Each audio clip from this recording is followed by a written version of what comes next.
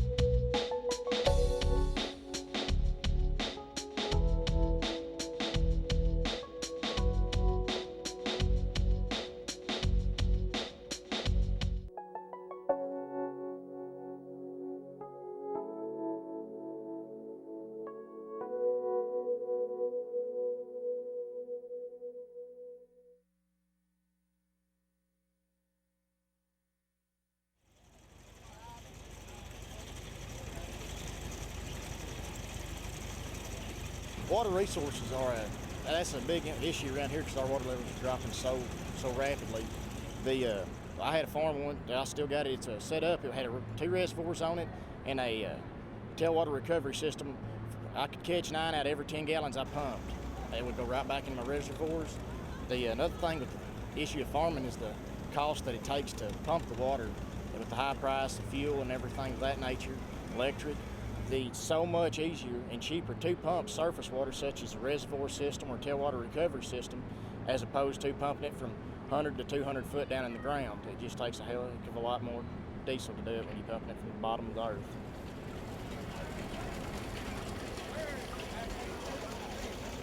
Hey, I'm Kathy Hood. I'm president of the Arkansas Rice Festival. It's here in Weiner, Arkansas, in northeast Arkansas.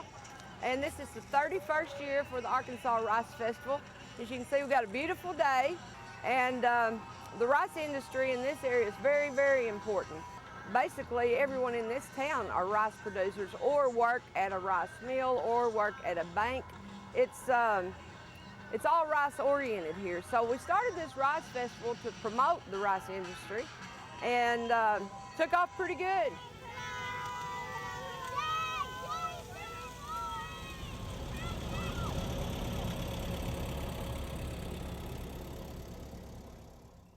Hunting has went down the hill in the past probably 5 or 6 years because it's not raining as much in the fall, it's not raining that much in the spring, and like I said, the water table is way down. We're digging wells that are deeper to pump water harder to get it up to the surface, and if we don't have any water, we ain't got no ducks.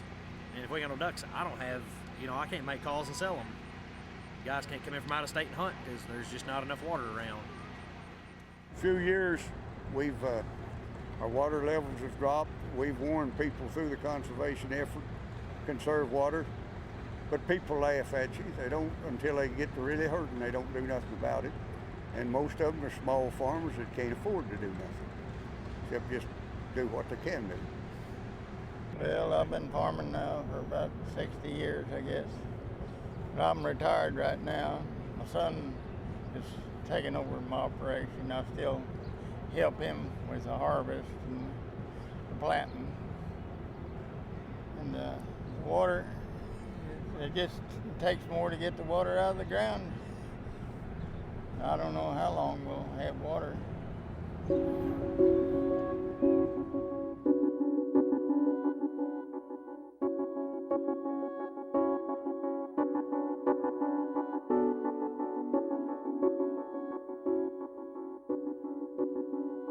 As the sun rises over Arkansas, the first light crosses the Mississippi, which runs the length of our eastern border. From there, it touches over 90,000 miles of rivers, over 300 lakes, and a landscape fed with 42 inches of annual rainfall. To touch Arkansas is to touch water, which is why, historically, Arkansas has always been considered a water-rich state. Since statehood in 1836, Arkansans have used this abundant resource to grow the state's population, industry, agriculture, and economy. But for all this growth, a price must be paid. And that burden is being borne by the state's lakes, rivers, and aquifers. And those on the front lines of this looming crisis are the state's farmers. One of those farmers is Gary Sitzer, a third-generation farmer who is dealing with a problem by taking steps to use his water more efficiently. It's expensive, but maybe it takes a farmer to really understand the importance of water. People want to know how much you think or worry about water. We do that. That's pretty much all the time in rice culture in this area. You know, the drainage of getting it off, or storing it in the reservoir, or trying to conserve the water to get everything working better. What you can do to make the land drain better, we can make it irrigate more efficiently. What different things you can do. We rarely do things exactly the same way every year. We'll learn a little different thing, either from something we've done or from another farmer somewhere, or from some research somewhere that we'll try to implement as quick as we can. If it's any way it looks like it'll save us time and money. And I think that's pretty much the mindset of anybody in this part of the state when it comes, whether even if they don't grow rice, most of the crops are irrigated. And how can they do it more efficiently? How can they can do the things that need to be done?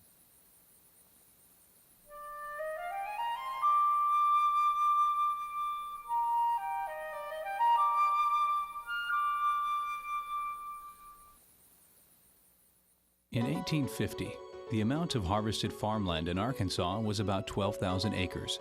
Back then, most farmers depended on the weather to water their crops. But as technology improved, they discovered they could harvest more product per acre if they irrigated the land with well water. Since then, the amount of irrigated land has increased to over 4 million acres, which requires over 8 billion gallons of water a day. It is withdrawals like this that are causing problems for the state's aquifers. Aquifers are underground layers of rock, sand, or gravel that are saturated with water and conducted easily enough that it is possible to remove it from the ground through a well. In eastern Arkansas, farmers rely on the Sparta and alluvial aquifers, but after years of heavy use, these aquifers are in trouble.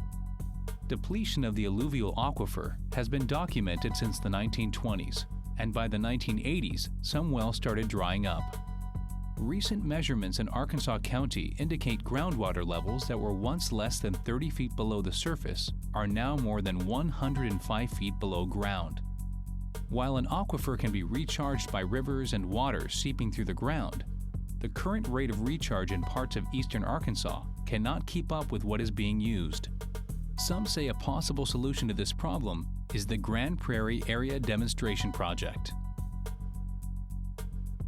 The Grand Prairie Area Demonstration Project, that is the fancy name for the White River Irrigation Project in eastern Arkansas, is an effort to take the abundant water out of the White River and pump some of that excess water to farms in the Grand Prairie region to replace the groundwater use, or a good portion of the groundwater use that is causing the declines in the area, in the aquifers. This idea started back in the 30s. Farmers on the Grand Prairie have known since the 20s that they were using more water than the aquifer would sustain. And the first answer was, well, let's go grab more water. So they turned to the White River, and they've been trying to get in it since the 1930s and 40s. Is that I have a letter signed by President Harry Truman to then Governor Sid McMath in the early 1950s, telling him that he hoped that the Grand Prairie project could be completed soon. And of course, that was now well over 50 years ago. So it has a long history. It's under construction now. The pump site has partially been built, the pumps and motors have been built, and a lot of the on-farm work has been done. Millions and millions of dollars have been spent on this project.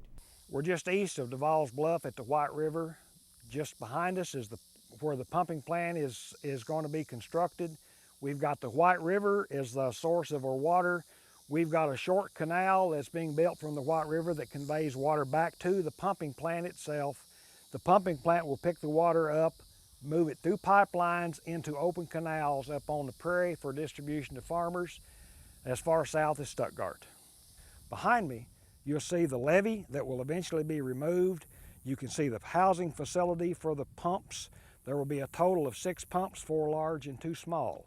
Those pumps will lift water out of the canal and it will move it back onto the prairie through 2 pipelines, and there will be a canal system that distributes the water on further to the west and south.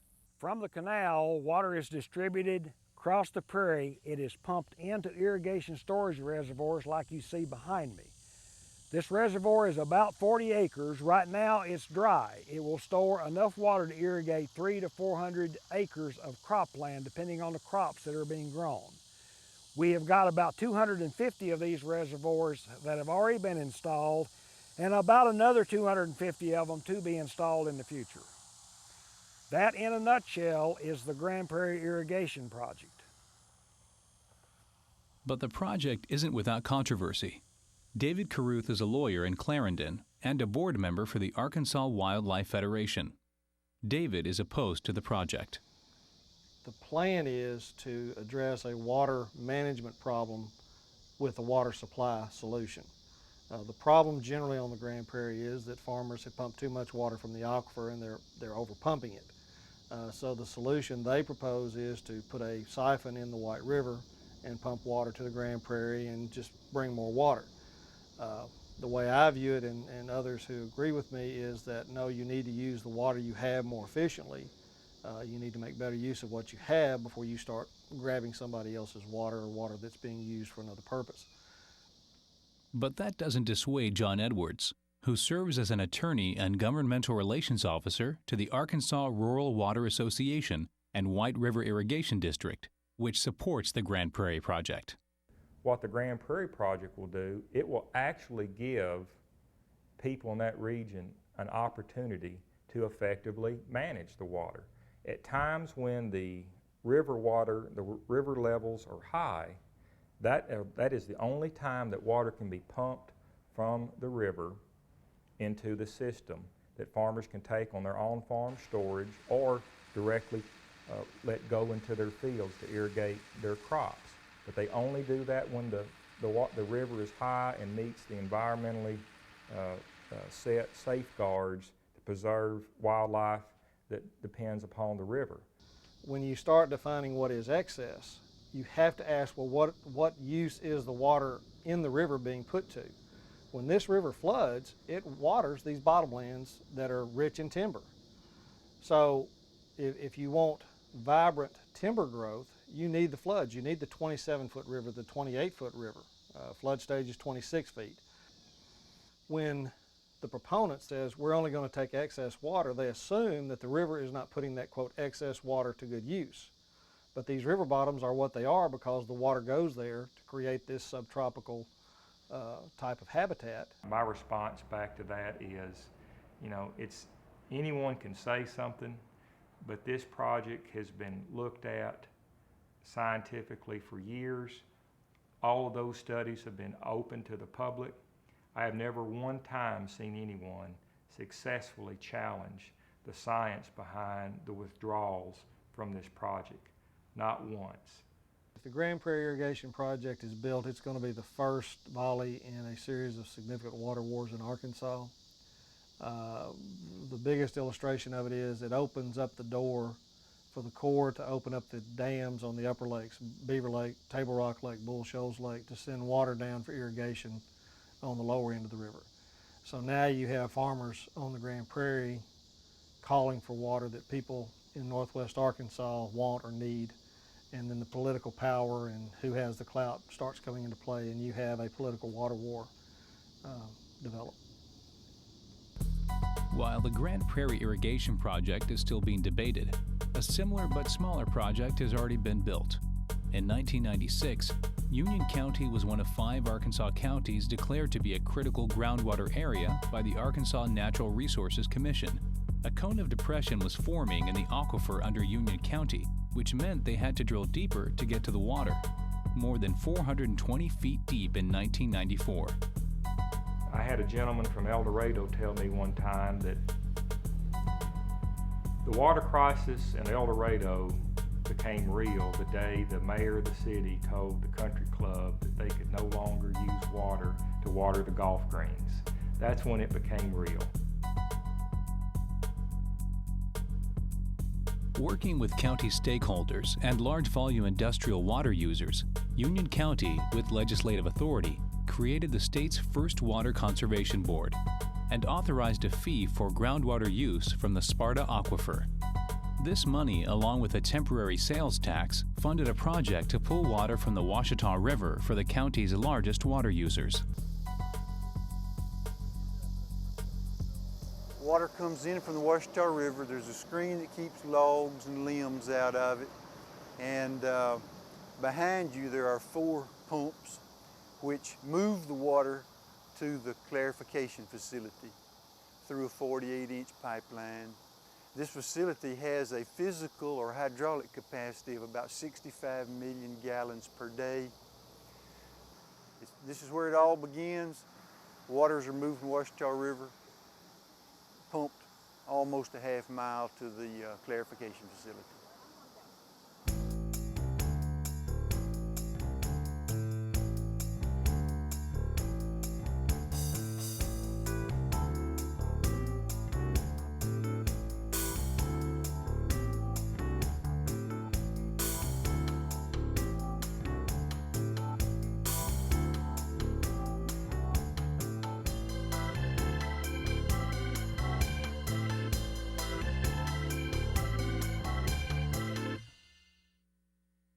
In the far background behind me is the Line Oil Company, a petroleum refiner and one of the end users of the industrial water that we make here in Union County. Closer to me, right beside the road, you can see a silver-colored pipe coming up out of the ground and then going back in. That's the water supply from the Ouachita River to Line Oil Company. Line is one of 4 industrial users that will use between 10 and 20 million gallons a day, depending on weather and depending on what their processes are. We've been from beginning to end, beginning on the bank of the Ouachita River, here at the end where the water is actually used.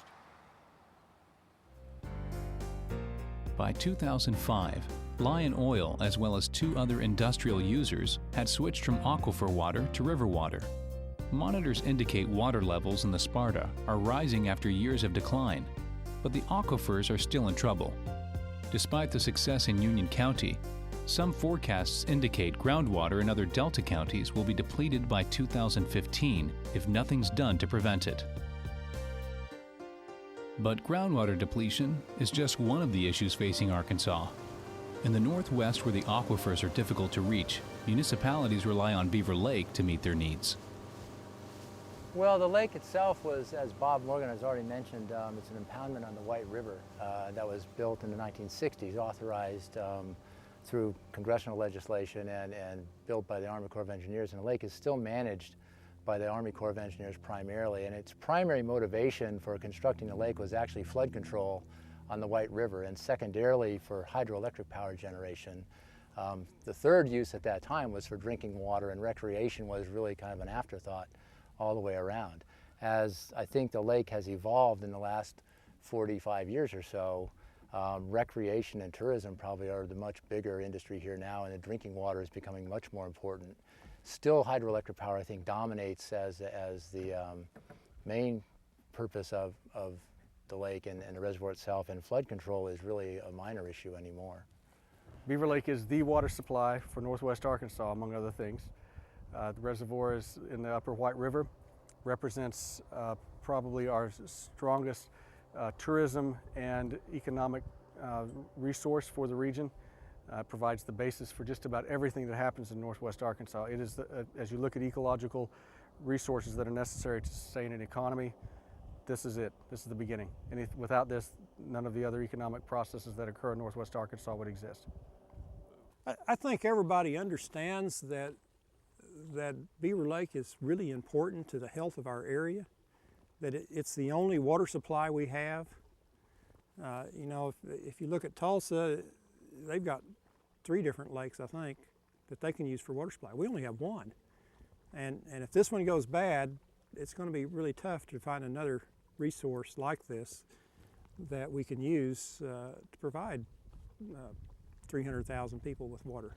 Yeah, it's entirely possible to kill a lake. I mean, there are many, many examples of lakes, even very large lakes, that were killed by human activities. And I think the classic examples occurred in the 1960s in the Great Lakes. Lake Erie itself was virtually dead along much of the southern shore, where we have large industrial areas, Cleveland and some other big cities. And it was only the result of the activity of environmentalists and legislation that was intended to clean up the lake that allowed it to come back. Now, the remarkable thing is that as a result of those cleanup efforts, the lake has in fact come back, and it did take 20 or 30 years for it to recover, but it actually did recover. So it is possible to bring lakes back once they've been at the brink or even polluted to the point of being dead lakes altogether. But that's not really a desirable thing to have to do. You'd like preferably not to kill them in the first place.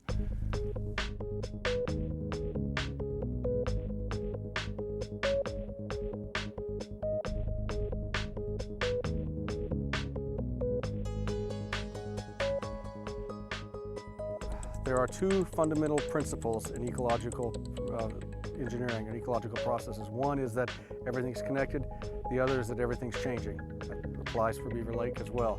Everything's connected. Everything that happens in the Upper White River watershed, everything ultimately affects Beaver Lake, sometimes imperceptibly, sometimes obviously. And so all the things that we see occurring, changing in our landscape, will have an impact on Beaver Lake. Most of them, unfortunately, are not particularly good.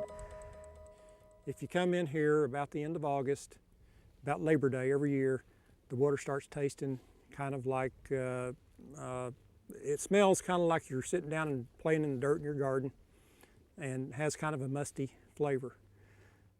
That is a metabolite of algae, of blue-green algae that are dying. So when they die, they release fluids, and one of those fluids is called MIB, and that is what causes the taste. You or I could probably taste MIB at a rate of about 10 parts of MIB per trillion parts of water. Okay, so we only have about 2/3 of a trillion gallons of water in the lake here, so you can see that's just a couple gallons of MIB can cause a pretty severe taste and over problem. Well, in any lake, when you build a reservoir or even natural lakes, over time the water actually ages, or the lake itself actually ages, and I think Dr. Matlock has already talked about this. You develop biological communities in this lake. There are lots of physical and chemical processes going on in the lake all the time, and that natural process is something we call eutrophication. And all lakes will age over time, and the water quality will slowly deteriorate over time as a result of eutrophication. What we find, though, is that human activities around the lakeshore and in the broader watershed around the lake tend to greatly accelerate the rates of eutrophication of reservoirs. And so what you find as you greatly develop a place and start to put lots of development pressures around the watershed, the water quality begins to decline at an ever-increasing rate. If you have a buffer zone around the edge of the lake, around the edge of the streams feeding into the lake, it will reduce significantly the amount of pollutant loads to the reservoir. If we reduce their load to the reservoir, we increase the life of the reservoir, we decrease the cost of water treatment. Decreasing the cost of water treatment, of course, means lower water bills and higher quality water. Beaver Water District, which is one of 3 water districts on the lake, we're the biggest. We produce about 45 million gallons of water a day. But we have what's called conventional treatment of the water, which is fairly standard. We add some chemicals to make the sediment clump together. We allow it to settle, then we filter it, and then we disinfect it. If pollution gets worse, we may have to go to more advanced treatment. There is one method of treating water that has proven successful and is completely free. It's the treatment water receives from the surrounding watershed. A watershed is an area of land that drains water to a common receiving body of water or outlet such as a lake. Watersheds vary in size and proportion. The Beaver Lake watershed is over 1,000 square miles and falls into parts of 5 counties. It's about 71% forest, 22% pasture, around 3% urban development, and the rest is water. Watersheds are important because they remove sediments and dissolved materials from the water as it passes through the forest streams and lakes.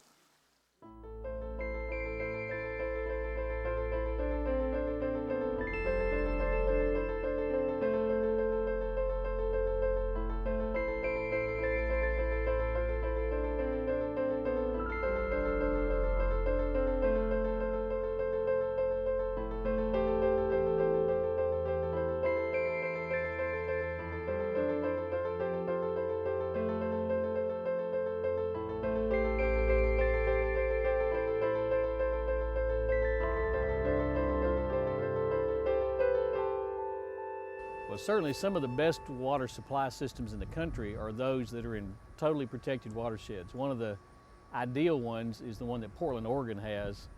They literally, through some work with the federal government, the entire watershed, every drop of water that falls that goes into their water supply source is controlled or owned by the government. So there's absolutely no development, there's no hikers, there's no camping, there's no anything in that watershed. Because that watershed is so protected, they are one of the few systems in the country, literally it's a handful of systems, that do not even have to filter their water. They have a filtration waiver.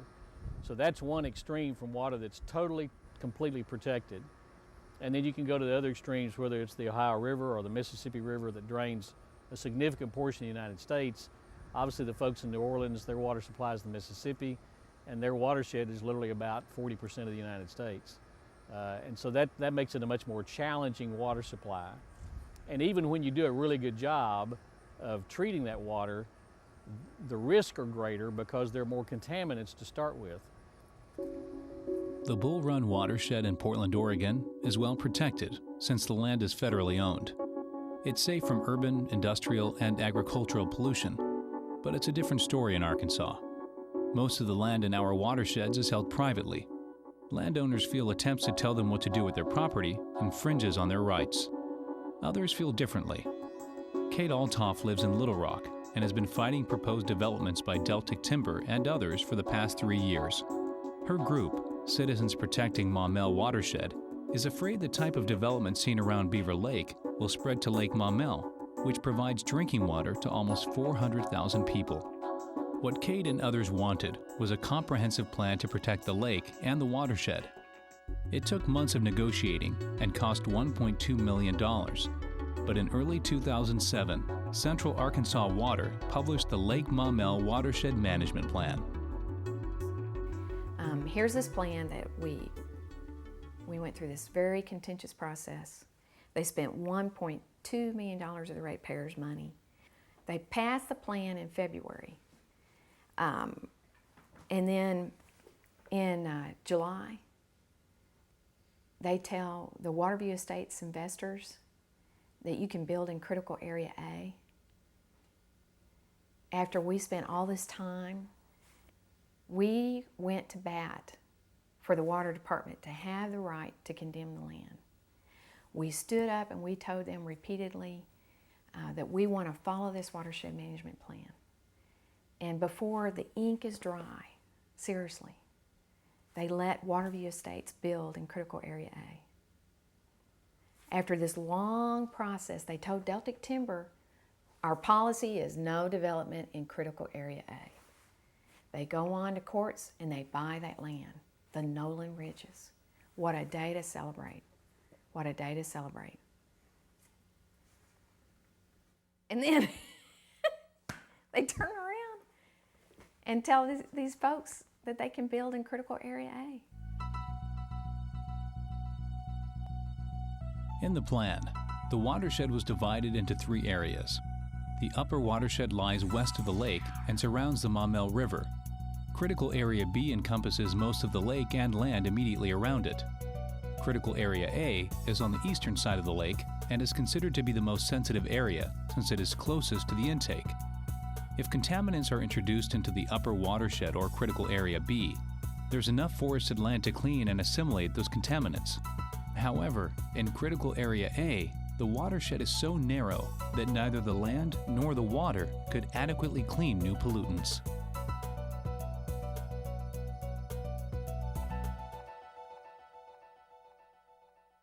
The basic fact is that Lake Maumelle is so shallow. It's only 26 feet deep.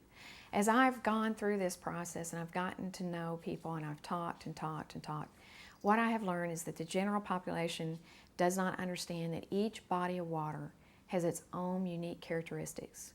And when you are trying to assess the impact of one variable on the water quality, you've got to consider that whole micro system there. And they say, well, if you can build on Lake Hamilton, you can build on Gurus Ferry Lake, you know, why not Lake Maumelle? And they don't understand that it is such a small little lake and that the slopes are high and that the soils are of a certain kind of content. you know, all these little elements.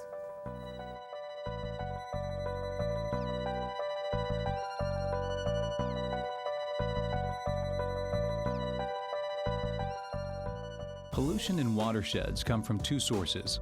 Point pollution comes from a single source, like a pipe from a factory draining contaminated water directly into a stream, river, or lake. Non-point pollution can come from many different sources. Non-point pollution is the oil and other fluids that drip from cars and runs down the gutters and into the streams, and chemicals and fertilizers used on lawns that drain into the street. Basically, anything that's been dumped in a gutter or down a drain eventually finds its way into the lakes and streams as non-point pollution. That's why watersheds are so amazing and so important. They take all those chemicals and waste and manage to clean it so the water is drinkable. The water in Lake Maumelle is monitored by the U.S. Geological Survey.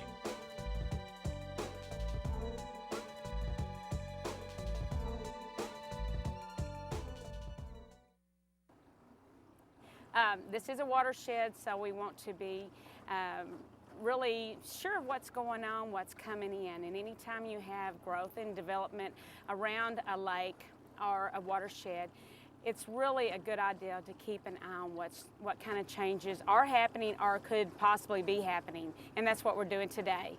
Anytime people are taking trees away, they're taking the filtration systems. You have chances for more sediment to run into your rivers or streams. It's just any change that can happen with taking the natural trees or rocks or anything that was put here naturally away, it will make a change in your water. So that's what we need to watch for. Each month we come out here, let me get this thing going. Each month we come out here and we go to 6 different locations on the lake, and we take samples. We take a profile, which is a sample. With this meter right here, we will take readings every 5 feet or 1 degree temperature change. And we go from the surface to the bottom of the water column. And from there, we'll take 3 different readings in the summertime. We'll take 3 feet from the surface, a midsection, and then 3 feet from the bottom. At the same time, we'll take a water sample from those areas, and that sample is sent to our National Water Quality Lab at the USGS to be analyzed for different constituents or whatever the water department or our agency chooses for us to sample for. It changes from time to time, from season to season. Our water quality specialists and the water department, they work that out, and we just collect the sample.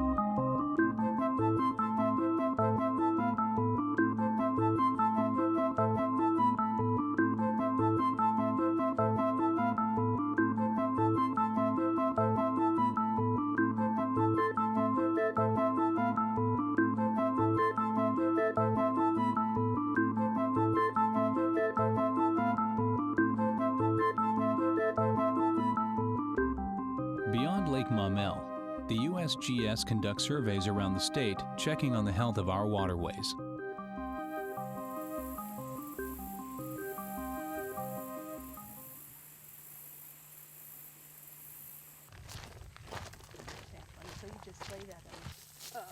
Oh, yeah.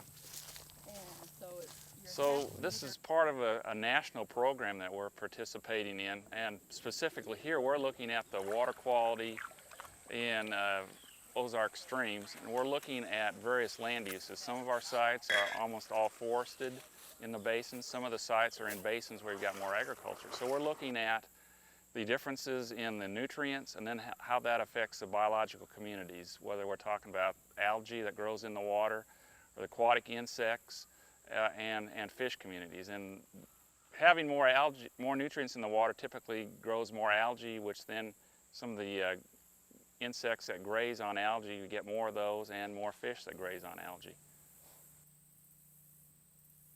Pretty much all across the country, the two things that have the biggest detrimental effects on streams are sediment and nutrients. And the amount of sediment washing off of roads, for example, and nutrients coming from agriculture, washing off people's lawns, wastewater treatment plants. So it's not something that comes from one source typically. There's a lot of things that people do, and we all live downstream.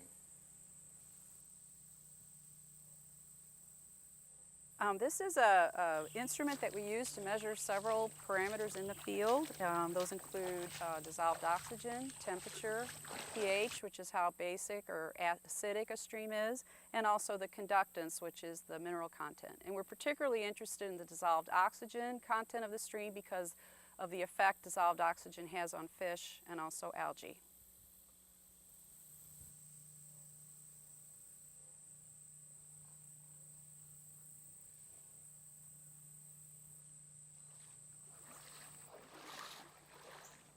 We're going to do some basic field parameters to measure the water quality. This right here is called a grab sample because it's basically determined by how much flow you have, how much discharge you have coming through the creek bed here. We'll learn basic constituents like this is like a nutrient enrichment program, so we'll learn about the basic nutrients in the water sample. We'll also learn basic parameters like dissolved oxygen and pH content, conductance, stuff like that. I'm doing a discharge measurement. Basically, I'm measuring the amount of flow of the water that's going downstream through here at this particular time. We need the discharge data to correlate with our water quality data. If you think about the samples that they collect and have them analyzed, say for nutrients or metals, it tells you how much is in that one bottle, but that only tells you how much is in the bottle. And if you compare how much is in the bottle to how much water is actually going down the river, you get a better idea of how much of these constituents are actually flowing downstream at any given time. Well, I think the changes that we are seeing at this point in time are fairly subtle. It's not like that we're seeing any, we're not even approaching extinctions or that sort of thing, or even elimination in many cases, but we are seeing, for example, decreases in the abundance of some of the more sensitive species, and we're seeing that shift from more insect-eating fish to more of the algae-eating fish. And I think that's just, that's something that is, something for us to be aware of and consider, and to try to make changes in our practices at early stages.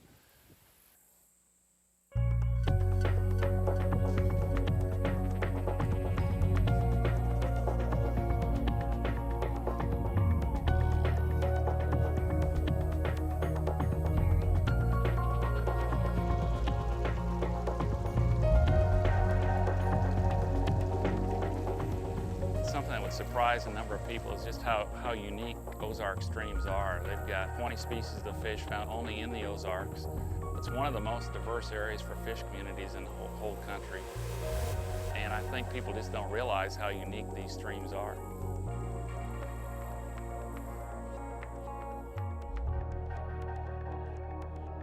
In 1973, under the guidance of the Clean Water Act, the state of Arkansas created a list of streams now identified as extraordinary water resources. The list represents water resources that are unique, extraordinary, and have a variety of uses. To be on this list means the body of water is a priority for protection from pollution. Not included on this list is the Illinois River, which flows downstream to Oklahoma. On this particular day in Tahlequah, officials and environmentalists are commemorating the signing of a contract that will create a 9,000-acre buffer zone along the Illinois River that will filter nutrients from the stream. While efforts are being pursued on both sides of the border to protect the Illinois River, it provides an example of the type of conflict that can arise when a single water source is needed for two purposes. the relationship between Oklahoma and Arkansas is basically a legal one, and the law is the law of gravity. The river flows downhill from Arkansas to Oklahoma, and that's really the source of our problems, is that decisions made in Arkansas affect what goes on in Oklahoma. There's been a lot of litigation between entities in Oklahoma, including the city of Tulsa and now the state of Oklahoma, with poultry producing companies that a lot of them are based in Arkansas. Of course, their chicken houses and processing plants are in both Arkansas and Oklahoma. But in the northeastern part of Oklahoma, there are several rivers that have watersheds that are shared with Arkansas. And the Oklahoma Attorney General has decided that some of the environmental problems in Oklahoma are the fault of people in Arkansas, and he has sued some of our larger poultry companies, and some are, of course, based in Oklahoma as well. In the 80s, when we were attempting to protect this river and Lake Tenkiller from a new source of pollution from Fayetteville, Arkansas, we had to sue, and that lawsuit went to the United States Supreme Court. Under that Supreme Court ruling, it was determined that under the Clean Water Act, a upstream state had to meet the water quality standards of a downstream state. And this was a precedent-setting decision. And ultimately it did work out satisfactorily, because Fayetteville, Arkansas, wanting to discharge half of its treated waste into the Illinois River, did opt to build a very modern treatment plant that removes quite a bit of phosphorus, which is the problem nutrient for this river and for the lake. So it was, all in all, although we didn't win a complete verdict at the Supreme Court, we did win that precedent-setting opinion from the court. I think what I'd love people in Arkansas to know is that the Illinois River matters to us the way the White River matters to Arkansans. And if they would treat it the same way they would treat the White, we would have a lot less to fight about. In Oklahoma, the Illinois River is a legally designated state scenic river. And we haven't got very many rivers like this. Anybody who's familiar with western Oklahoma knows that. But in Arkansas, it's, the Illinois River isn't anything very special, you know. It's not a scenic river in Arkansas. And I really wonder if it has occurred to most people in northwest Arkansas that it's vital to us. Tourism is a major element of our economy here. Clean water is important to us. Our scenic rivers are important to us. This river and this lake, Tenkiller Lake, are the apples of Oklahoma's eye. The problem with the Illinois River is that neither Arkansas nor Oklahoma owns it. They have to share it, an idea which is also the basis of Arkansas's water laws. Up until the mid-1950s, we didn't have a whole lot of water law in Arkansas. And as the population became more dense in the state of Arkansas, then people started bumping into each other with uses, with land uses, water uses, etc. In the 1950s, there was a dry period that caused a lot of water problems, and we see a lot of case law develop in the 50s. One significant case was decided in 1955 by the Arkansas Supreme Court. It's called Harris versus Brooks. And in that case, the Arkansas Supreme Court decided that Arkansas would follow what's called the reasonable use doctrine for riparian rights. In a riparian system, a landowner whose property touches a body of water on the surface of the ground is able to use that water on that piece of property for lawful uses. Then the court said if a legal use somehow infringes on someone else's legal use, you have to adjust that. Other uses have to yield a bit until you balance those uses. One person struggling with his riparian rights is Jack White, who lives in Hartford, Arkansas. He moved here 30 years ago, but about 4 years ago, he noticed a change in his well water. When we moved here, this water was pH, everything was just perfect. Test, everything was good, flow rate. After they drilled this, within 2 or 3 weeks or so, or less, we noticed that every time we'd fill up the bird bath, that the water would just foam like you'd put soap suds in it. I know they use a lot of chemicals. And our water changed, and the odor of the water changed. The quality's changed. I know other people that said that they couldn't drink their water for 8 months after they drilled over near their home. Our water has cleared up a little bit, but it's not near the water it was before. The quality is gone. The recent developments in the Fayetteville shale gas drilling have brought a lot of water issues up for all state agencies. The two primary questions that we've seen are, what about effects that the actual drilling might have on neighbors' use of groundwater? And then also, when the water is acquired for gas drilling, and a lot of water is needed for essentially a short period of time, where can that water be acquired, and then what do you do with the waste water that comes out of the system? In the case of someone who might have a well near a gas well and they claim there's some type of interference, really there's not a whole lot of law developed there yet that we've dealt with from the Natural Resources Commission. I know that water quality questions are primarily within the jurisdiction of the Arkansas Department of Environmental Quality, but then gas drilling operations themselves are with the Oil and Gas Commission. And what we've dealt with are those issues of acquiring the water for use during the drilling and the hydrofracturing process.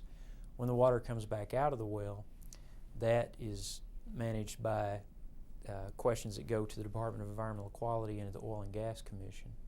It's any place that you have undesirable water. It's left over from drilling gas wells or anything else that they do where the water is polluted or bad. They bring it here and dump it here on the surface. It comes right out here and goes right into this bed here. It goes into the ground, and what's overflow goes into Sugarloaf Creek right here. Well, the creek was the same to me consistently. Of course, the clear cutting and burning off did have some effect on it and things like that. But the creek was in good shape until they started this drilling operations around here.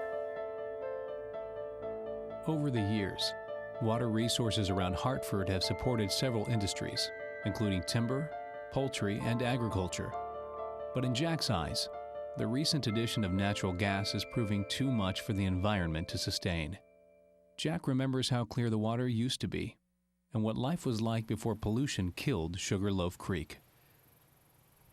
Before they came here, this creek, whenever it flowed, was always real pretty stream. And the people swam in it, waded in it. I've seen people catch brim out of it and everything else. And it's the old bluff hole has been there, and people's been using it for baptism, swimming holes, parties, picnics, ever since 1850 or longer.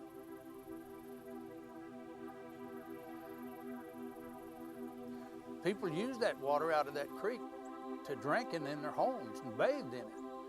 But now if you took a drink of that water, you'd get sick one drink. I mean, there's nothing alive in it anymore, and it looks pitiful. You come up here any summer day nearly when school was out, and there'd be oodles and gobs of kids playing and people with families, picnics. Nobody cares no more.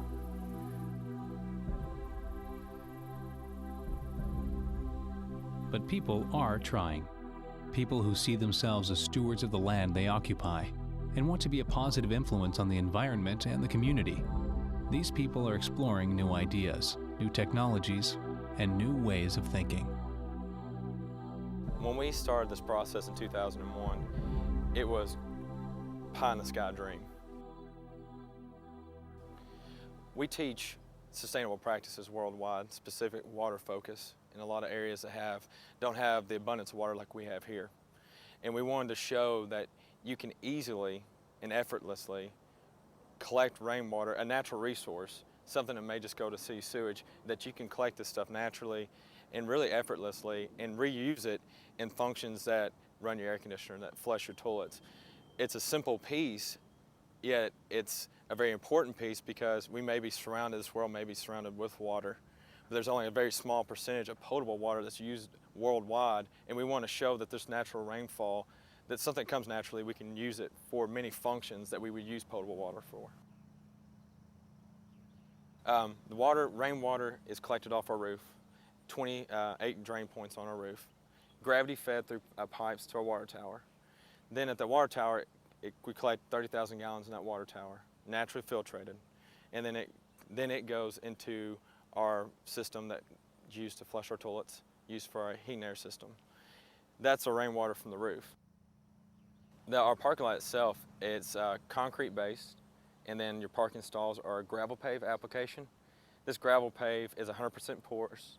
It's a plastic honeycomb application, terry cloth bottom, and then you compact gravel on top of it. And then when a car parks on top of it and say it drips oil or anything like that, it'll naturally seep through. That terry cloth will catch the contaminants and filter it. And then also rainwater can filter straight through, and how everything's on a certain elevation slope, it'll all go to what's a bioswale, which is the vegetation between the parking stalls. Water goes there, and then the vegetation that was chosen in these bioswales helps break up these contaminants. That water's collected there, and then it goes to our retention basin. At any given point, we can manage up to 3 to 8 million gallons of rainwater before it hits any kind of city sewage. So we also take the impact off our local community, but also we get to store this water and reuse it during the drier months, say June into August.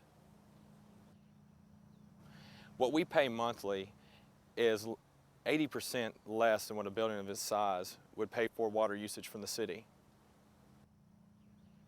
Historically, there was a large watershed at one point 130 years ago that was here. So we wanted to recreate that watershed again. We collect the water from the parking lot and et cetera, but this water that's around this building is used to irrigate the aquatics around it. And also we pull from this wetlands to irrigate the sod that's around the building and also the rest of the trees and plants on site. Water is life. If you take our bodies, it's without water, our blood, our cells will just dehydrate and die. So water is essence to our life. And it's not only us, the planet itself, our animals, 80%, 70% water. If we don't have water, we won't have animals. If we don't have water, we won't grow crops, and therefore there will be no food. The plants will die, the forests will disappear, and there will be a massive erosion of our landscape. And that is going to kill us.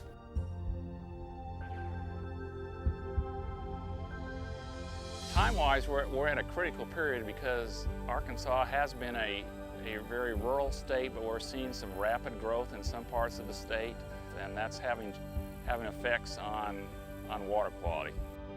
How do we maintain prosperity and not destroy the resources upon which that prosperity is dependent? If our regulators don't look at watersheds and manage them as whole watersheds, it can lead to far more problems than they'll ever solve. And if we're not careful in how we manage these really great resources we have, we could see ourselves with some of the same problems some of the western states have experienced. I think there's a great deal of apathy about water in the state of Arkansas and elsewhere. We take it for granted that when we get up in the morning and you turn on the tap, that water is going to be there. We hope to further develop Arkansas water policy, move it forward so that we can work together and formulate a really good Arkansas water plan for the future. To me, stewardship means being thoughtful in considering and making deliberate decisions. It takes a community working together.